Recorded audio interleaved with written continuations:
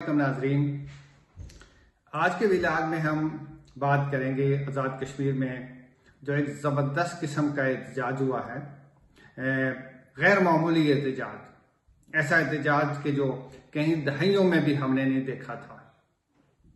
इस एहतजाज की बुनियादी वजह जो है वो बनी ये कि हजारों लोग जो हैं वो बहुत सारे इस वजह से बहुत इश्ताल में आए कि बहुत ज्यादा बिजली के बिल आजाद कश्मीर में बढ़ गए हैं। फिर कुछ अरसे से लोगों को आटा ही दस्तयाब नहीं होता, जो कि बहुत बुनियादी चीजों में से एक है। उसके अलावा यह कि लोगों में एक बहुत अरसे से हम देख रहे थे कि गुस्सा है, बहुत इश्ताल है, और वो इश्ताल ये है कि जो उनकी इलेक्टेड लीडरशिप है और खासतौर पर जो ब्यूरोक्रेसी है, पुलिस है, इंतजामिया है, लोगों को उनकी अयाशियां और सरकारी खर्च के ऊपर उनकी गाड़ियां, उनके दफातर, उनकी आलीशान लाइफस्टाइल, और खास तौर पे फिर जुमे का दिन जब आता है तो सरे शाम सारी सरकारी गाड़ियां, जो सैकड़ों नहीं हजारों गाड़ियां हैं, वो सारी इस्लामाबाद की तरफ जो है, उनमें से अक्सर जो है वो इस्लामाबाद और रावलपिंडी की तरफ रुख कर लेती हैं, क्योंकि इन लोगों की जो सियासतदान हैं या ब्यूरोक्रेसी है उसके सब के सब ये थोड़ा सा शायद मुबालगा हो जाए सिवाय चंद को छोड़ के, तो ज्यादातर लोग जो हैं उनकी फैमिलीज जो हैं वो इस्लामाबाद में रहती। तो लोगों में बड़ा एक गुस्सा है कि भाई आप हम पे हुकूमत करते हैं और हमारे जो बुनियादी मसाइल हैं, हमारी जो बुनियादी जरूरतें हैं वो भी आप पूरी नहीं कर रहे। तो एक गैर मामूली किस्म के इज्तिमात हुए हैं रावलाकोट में। बहुत सारा डॉन अखबार में तारे निकाय साहब ने एक रिपोर्ट दी उसके मुताबिक, और मैंने वीडियोज भी देखी है, उनके मुताबिक रावलाकोट में एक बहुत अजीम शान मुजाहरा हुआ। दूसरा बहुत बड़ा मुजाहरा जो है वो कोटली में हुआ। तीसरा बड़ा मुजाहरा जो है वो मीरपुर में हुआ, और बाकी जगहों पे भी छोटे छोटे मुजाहरे हुए। तो इन सब का जो फोकस था, फोकस वही तीन चीजें थे। लोग कह रहे हैं कि भाई हमारा आजाद कश्मीर जो है उसको 400 मेगावाट से ज्यादा बिजली की जरूरत नहीं है, और अब 75 साल गुजर गए, आप 400 मेगावाट बिजली जो है आजाद कश्मीर की हुकूमत जो है वो नहीं पैदा कर सकी। मंगला डैम से कोई 1000 से 1200 मेगावाट बिजली पैदा होती है। नीलम झेलम जो डैम है उससे भी कोई 900 के लगभग जो है 950 के मेगावाट बिजली पैदा होती है। इस तरह बाकी सारे छोटे छोटे जो और भी डैम हैं और हाइड्रो प्रोजेक्ट्स हैं उनसे मिला के तो ये कोई 3-4 हजार मेगावाट बिजली तो सिर्फ आजाद कश्मीर से पैदा होती है। लेकिन इसके बावजूद जो है आजाद कश्मीर जो है उमूमी तौर पे जो है अंधेरे में डूबा रहता है, हीटिंग के लिए बिजली नहीं होती है। कोई भी आप तकरीब करें तो एन तकरीब के मौके पे बिजली चली जाती है। तो इस वजह से लोगों में एक बड़ा गुस्सा था। रावलाकोट में जो बातें हुई हैं, लोगों ने ये कहा है कि अगर हुकूमत ने कोई बिजली के मामलात को ठीक ना किया, इन बिलों को कम ना किया, आटे के मसाइल हल ना किए, महंगाई के ऊपर काबू पाने की कोशिश नहीं की, और हुकूमत ने अपना रवैया ना बदला, यानी करप्शन, बदनुमानी, बैड गवर्नेंस, ये हल मार्क्स हैं हुकूमत के, अगर इन चीजों में बेहतरी ना आई तो फिर वो 10 अगस्त को जो है वो एक और बहुत बड़ा हड़ताल करेंगे, एहतजाज करेंगे, और ये बड़ा डिसाइसिव किस्म की हड़ताल और एहतजाज होगा। जैसे मैंने आपसे कहा कि ऐसा एहतजाज जो है आजाद कश्मीर में मैंने तो खैर पहली बार देखा है। ऐसा इतना भरपूर एहतजाज जो है वो कभी नहीं होता था। लेकिन इसकी खास बात यह है कि इस एहतजाज में पॉलिटिकल पार्टीज की जो टॉप लीडरशिप है, यानी आजाद कश्मीर से मेरा ख्याल है 33 MLA मुंतखब होते हैं, तकरीबन सारी ही पॉलिटिकल पार्टीज वहां मौजूद हैं, उनके सरबराह मौजूद हैं। इन पॉलिटिकल पार्टीज का कोई सरबराह इस एहतजाज में शरीक नहीं था। फिर इन MLAs जो मेंबर असेंबली हैं वो शरीक नहीं थे, बल्कि ये सारी मिड कैरियर पॉलिटिकल लीडरशिप थी। इसमें आम लोग थे, सिविल सोसाइटी थी, वुकला थे, ताजर थे, और माशरे के अगर आप देखें, फोटो जूम इन करके देखें तो आप देखेंगे कि कोटली में और रावलाकोट में जो जलसे हुए उनमें बहुत 50-70 साल के बुजुर्ग भी आपको नजर आएंगे, जो बड़ी मुश्किल से इस एहतजाज में पहुंचे हुए हैं और अब वो अपना जो है रोल अदा कर रहे हैं। आजाद कश्मीर में बैड गवर्नेंस का किस्सा कोई नया नहीं है, ये बहुत अरसे से चल रहा है, लेकिन पिछले 2-2.5 साल से तो कमाल ही हो गया। आलम यह है कि प्राइम मिनिस्टर साहब अब्दुल कयूम नियाजी आए, फिर उनके खिलाफ सरदार तनवीर इलियास जो हैं वो एक अदम एतमाद की तहरीक लेके आए और हमारा ये ख्याल था कि तनवीर इलियास कोई काम करेंगे क्योंकि वो बड़े बिजनेसमैन हैं, तजर्बाकार हैं। लेकिन सारा वक्त जो है वो दिन भर बिस्तर पे पड़े रहते थे और कभी 2-2 दिन भी पड़े रहते थे। कभी कभार अगर मौका मिलता तो उठ जाते और फिर लंबी लंबी तकरीरें करते, जो कोई भी मिल जाता उसके साथ घंटों गुफ्तगू करते रहते। शेख चिल्ली के मंसूबे वो अवाम में भी बयान करते, प्रेस में बयान करते और ये इसी हाल में, इसी आलम में, इसी ख्वाब और ख्याल में वो गुम रहते थे कि जैसे वो आज़ाद कश्मीर के नहीं, किसी स्विट्जरलैंड के या सिंगापुर जैसी मजबूत मैशत के किसी मुल्क के वजीर आजम हैं।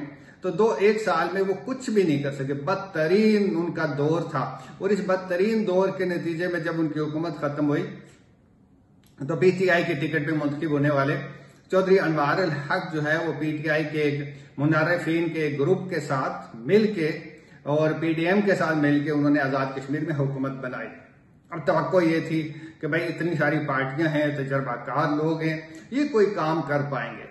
लेकिन पिछले तो इनकी अगर आप 3-4 माह की कारकर्दगी देखें तो कुछ इकदाम अनवार अल हक ने अच्छे भी किए। गवर्नेंस को बेहतर करने की कोशिश की, दफातर में हाजिरी को बेहतर करने की कोशिश की, कुछ अखराजात में कट करने की कोशिश की। लेकिन सियासी तौर पे जो ऑनरशिप थी पब्लिक की वो गेन कर सके। और दूसरी बात ये हुई कि पिछले इस 1-1.5 साल के अरसे के अंदर जो पॉलिटिकल इंस्टीट्यूशन था, जो सियासी जमातें वो एक मुकद्दस इदारा होती हैं, उनको जिस तरीके से पामाल किया गया इस तकद्दस को, उसकी मिसाल कोई नाज़िम में नहीं मिलती। सियासतदान ज़ाहिर है अवाम उनकी कदर इसलिए करते हैं कि उनका एक अखलाकी वजूद होता है। वो लोगों के साथ जो बात करते हैं, जो वादा करते हैं, उस पर पूरा उतरते हैं और लोग उनकी साख की बुनियाद पर उनको वोट देते हैं। बदकिस्मती से हमारे मुक़्तदर हलकों ने आज़ाद कश्मीर की जो सियासत है उसका साथ ऐसा खिलवाड़ किया है कि किसी भी एक सियासतदान को आप देखें, सिवाय चंद एक के, उन्होंने कोई 6 पार्टियां बदली हुई हैं। अभी जो अनवार अल हक साहब के साथ जिन्होंने पीटीआई का एक दूसरा ग्रुप बना के, आई डोंट नो इसका क्या नाम है, लेकिन एक मुनारफीन जो अलग हुए और उन्होंने जिस तरीके से पीटीआई को धोखा दिया, उसकी पीठ में छुरा घोंपा, वो आए भी इसी तरह थे पीटीआई में और पीटीआई से निकले भी इसी तरह एक हुजूम की शक्ल में। तो इससे सारा सियासत का जो इदारा है या जो ये इंस्टीट्यूशन है वो बुरी तरह बेनकाब भी हो गया और लोगों को ये लगा कि भाई ये लोग तो सिर्फ अपने मफाद के लिए, अपने कारोबार के लिए, अपनी सियासत के लिए, अपनी ग्रिप बना के रखने के लिए ये ऐसा करते हैं। इन्होंने जब देखा कि पीटीआई की कश्ती अचकोले खाने लगी तो ये पीडीएम के तावन से अनवार अल हक साहब वजीर आजम बन गए, सियासी वफादारियां बदली गई और उसके नतीजे में जैसे मैंने पहले भी अर्ज किया कि फिर ये सारा पॉलिटिकल जो प्रोसेस है वो पूरी तरह डिस्क्रेडिट हो गया। अभी अब कुछ पता नहीं चलता कि यहाँ पीटीआई की हुकूमत है या पीडीएम की हुकूमत है, नून लीग की या पीपी की, सारी पार्टियां हुकूमत में शामिल हैं।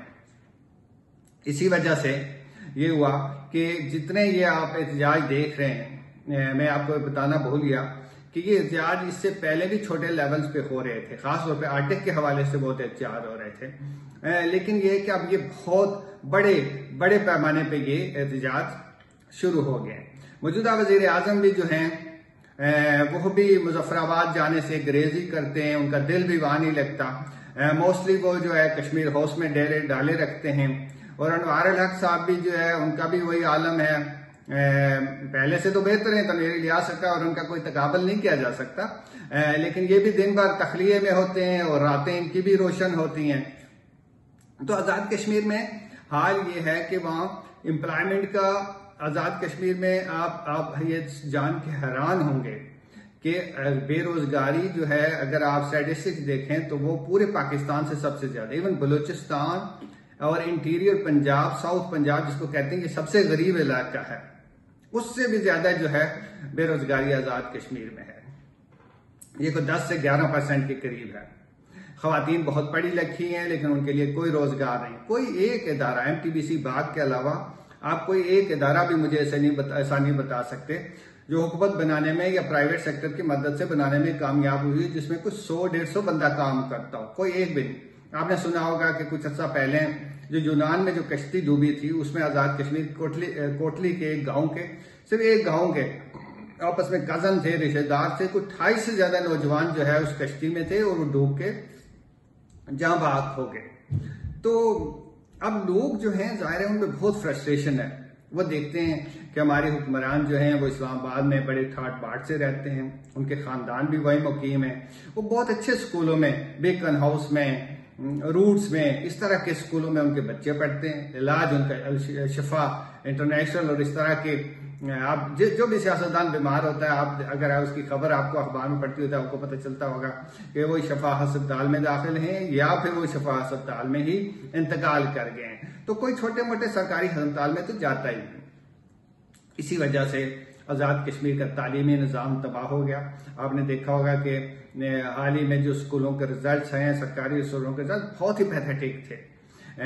सरकारी लोग जो हैं, फिर लोग बहुत ज्यादा इस बात पे भी इरिटेटेड हैं कि भाई आप जो हैं आज़ाद कश्मीर में लोगों को आटा सस्ता करके नहीं दे सकते, बुनियादी सहूलतें मैसर नहीं हैं। जितने रूट्स हैं जो पंजाब और केपी को आज़ाद कश्मीर से कनेक्ट करते हैं, आप आज़ाद पत्तन को देख लें, आप कोटली की तरफ जाएं उस रास्ते को देख लें, आप डुडियाल की तरफ जाके देख लें, सारे खंडर बने हुए हैं। यानी पंजाब से और केपी से जो सड़कें आज़ाद कश्मीर की तरफ आती हैं वो एक खंडर और तबाह हाल है, उन पर चलना ही नामुमकिन होता है। अक्सर जो है ये खबरें आती हैं कि रोड बंद है और मुतबादल रूट अख्तियार करें, तो लोगों में गुस्सा पैदा होना जेन्युइन भी है। फिर ये खबरें सोशल मीडिया की वजह से आम हैं कि जी चीफ सेक्रेटरी के घर में और दफातर में 6-6 गाड़ियां खड़ी होती हैं।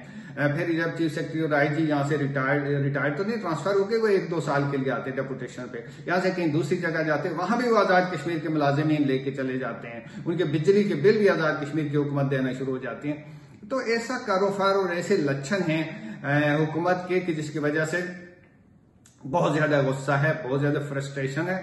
और मैं देख रहा हूं कि अगर हुकूमत ने और लोगों ने अपने तर्ज अमल को बेहतर ना किया, जो बल्दियाती जो हमारे नुमाइंदे हैं उनको एम्पावर ना किया। आपने देखा होगा कि हुकूमत ने बल्दियाती तो इलेक्शन करवा दिए, कोई 2500 से ज्यादा लोग इलेक्ट हो गए, लेकिन एक पैसा इस बजट में उनके लिए नहीं रखा। एमएलए के लिए एक पाई उनको देने के लिए तैयार नहीं।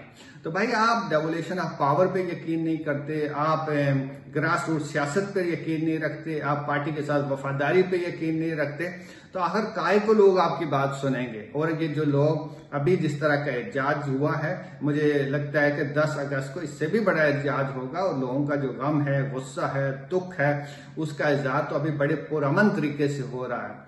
लेकिन अगर उनके मसाइल को हल न किया गया तो ये एहतियात जो है ये ज्यादा तवालत भी पकड़ सकता है और ये कोई और भी रंग अख्तियार कर सकता है। नाज़रीन, आज मैं अपनी बात यहीं खत्म कर रहा हूं। अगर 10 अगस्त को इस हवाले से कोई बड़ी डेवलपमेंट हुई तो इंशाल्लाह हम उसके ऊपर दोबारा बात करेंगे।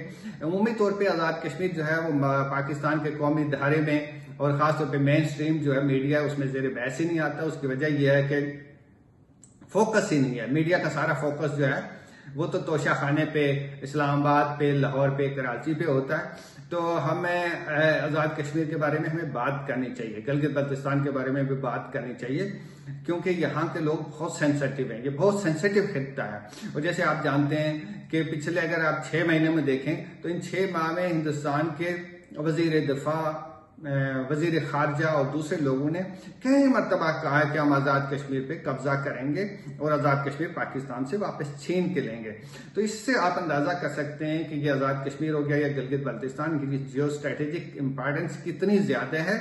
और इनके यहाँ लोगों का ख्याल रखना, उन्हें मुतमईन रखना और उनके साथ जो है सख्ती ना करना, ये कितना ज्यादा जरूरी है। अनवार अल हक साहब जो हैं वो भी माइल रहते हैं हमेशा कि मैं डंडा उठाऊंगा। जैसे कि आजकल पाकिस्तान का माहौल है, वैसे ही कवानीन बन रहे हैं और हर तक जो है ना डंडा उठाने और लोगों को मारने, जेलें भरने, उन पे पाबंदियां लगाने, उनकी जुबान बंद करने, अखबारात को जो है और मीडिया को बिल्कुल जो है उनको इजाजत नहीं है कि वो कुछ ज्यादा तनकीद कर सके। तो इस तरह के माहौल से अनवार अल हक साहब भी बहुत इन्फ्लुएंस है और वो भी चाहते हैं कि वो ऐसा करें। लेकिन मेरी उनकी तजवीज उनको ये होगी कि वो आज़ाद कश्मीर को डंडे से डील न करने की कोशिश करें। इस डंडे का इस्तेमाल न सरदार अब्दुल कयूम खान ने किया, न सिकंदर हयात